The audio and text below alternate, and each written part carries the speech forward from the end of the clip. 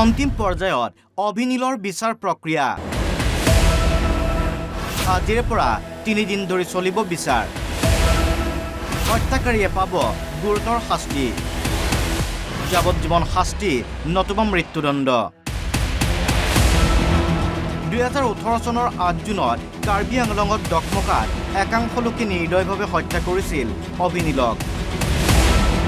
গুৱাহাটীৰ দুই বন্ধু ডকমকাৰ পাঞ্জুৰীত সৌন্দৰ্য উপভোগ কৰি থকাৰ সময়তে নিশংসভাৱে এচাম দানৱৰূপী মানৱে কৰিছিল আক্ৰমণ হত্যাৰ দৃশ্য বন্দী হৈছিল মোবাইল কেমেৰাত ৪৭ জন হৈছিল অভিযুক্ত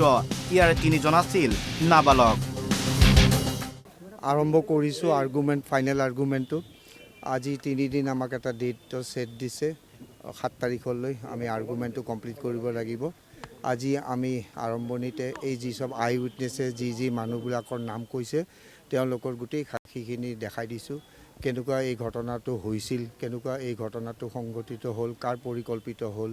কোনে এইটো পৰিকল্পিত ঘটনাটো ঘটালে গোটেইখিনি আজি আদালতত এইখিনি বৰ্তমানলৈ দাঙি দিছোঁ আফটাৰ লাঞ্চ ব্ৰেক এতিয়া আমাৰ যিখিনি hostile part of the eye witness account আছে সেইখিনি আমি এতিয়া লিগেল পইণ্টেৰে ছাবমিশ্যন কৰিবৰ কাৰণে আমাক সময় দিছে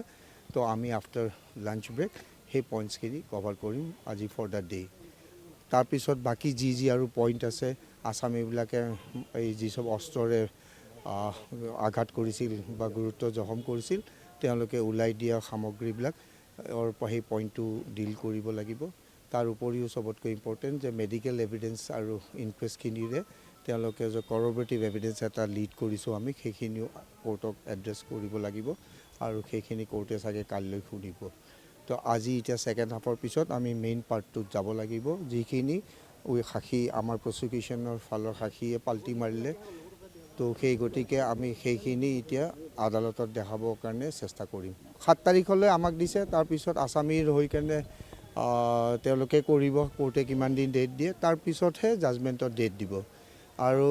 মই জানাত আইনমতে জাজমেণ্টৰ পিছতো এটা ডেট দিব পানিছমেণ্ট কিমান দিব আৰু ইয়াতে লাইফ আৰু ডেথ অৰ একুইটেল 3টাই পচিবিলিটিজ আছে আমাৰ ইয়াতে 302 যদি গিল্টি দোষী সাব্যস্ত কৰিব পাৰোঁ তাতে লাইফ আৰু ডেথৰ বাহিৰে আৰু কোনো অন্য বিকল্প নাই আপোনাক জনালোৱে যে আমাকতো 7 তাৰিখলৈ আমি শেষ কৰি দিম প্ৰচিকিউশ্যন ফালৰ পৰা চৰকাৰী উকিলৰ ফালৰ পৰা এতিয়া তেওঁলোকে কেইদিন লগাব কেইদিন কোৰ্টে দিব সেইটো কোৰ্টৰ নিৰ্ভৰ কৰিব আৰু তাৰপিছত জাজে জাজমেণ্টটো লিখোঁতে কিমান সময় লয় সেইটো তেওঁলোকৰ ওপৰত নিৰ্ভৰ কৰিব তো গোটেইখিনি আল্টিমেটলি এজ পাৰ প্ৰচেছিংহে এই আইনী প্ৰক্ৰিয়াটো শেষ হয় এফালে আজিৰ শুনানিত নগাঁও আদালতত উপস্থিত থাকে অভিনীলৰ পৰিয়ালৰ লোক ন্যায় পোৱাৰ প্ৰত্যাশাত অভিনীলৰ পৰিয়াল 12 সাক্ষীৰ 7 জনে আদালতত দিছে মিছা সাক্ষী 5 সাক্ষীয়ে দিছে সত্য বিৱৰণ আৰ্গুমেণ্টৰ আৰু ডেট হ'ব পাৰে হয়তো আমাৰ ডিফেন্সৰ পৰাও আৰ্গুমেণ্টৰ কাৰণে সময় ল'ব পাৰে সেইটো পিছৰ কথা কিন্তু এই 3 দিন আমাৰ কণ্টিনিউৱাছ আৰ্গুমেণ্ট চলি আছে আজিৰ পৰা আৰম্ভ হৈছে 2018 চনৰ 8 জুনৰ পৰা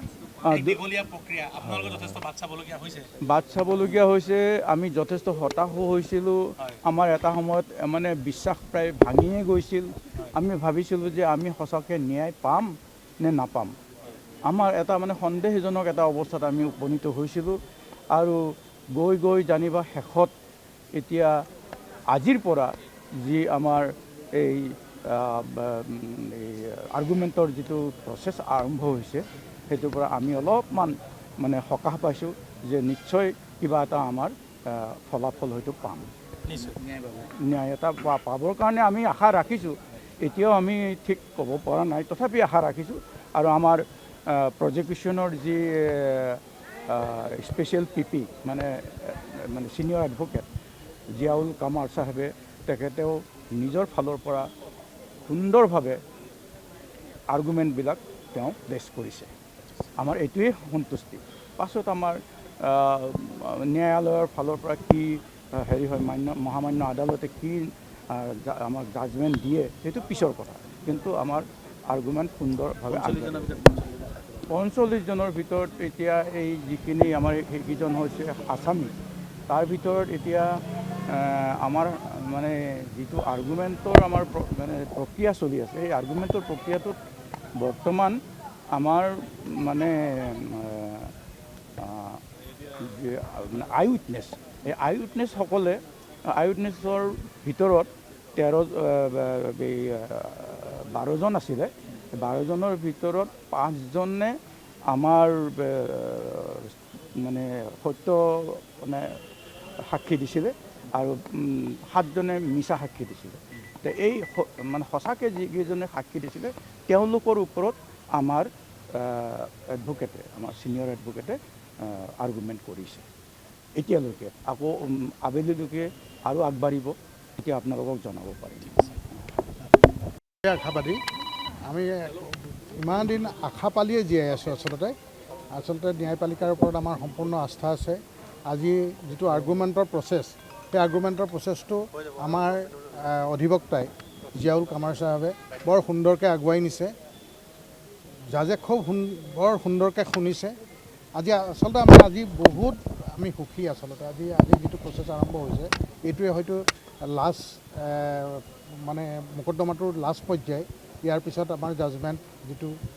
ৰায়দান, সেই ৰায়দান প্ৰক্ৰিয়া আৰম্ভ হ'ব। গতিকে এইবাৰ 5, 6, 7 এই 3টা দিন এই প্ৰচেছটোৰ কাৰণে, যিটো আৰ্গুমেণ্টৰ প্ৰচেছ, এই প্ৰচেছটোৰ কাৰণে 3 দিন ধাৰ্য কৰিছে। আৰু হয়তো দৰকাৰ হ'লে আৰু হয়তো 2 এদিন বাঢ়িব পাৰে, এতিয়ালৈকে গম পোৱা নাই। আজি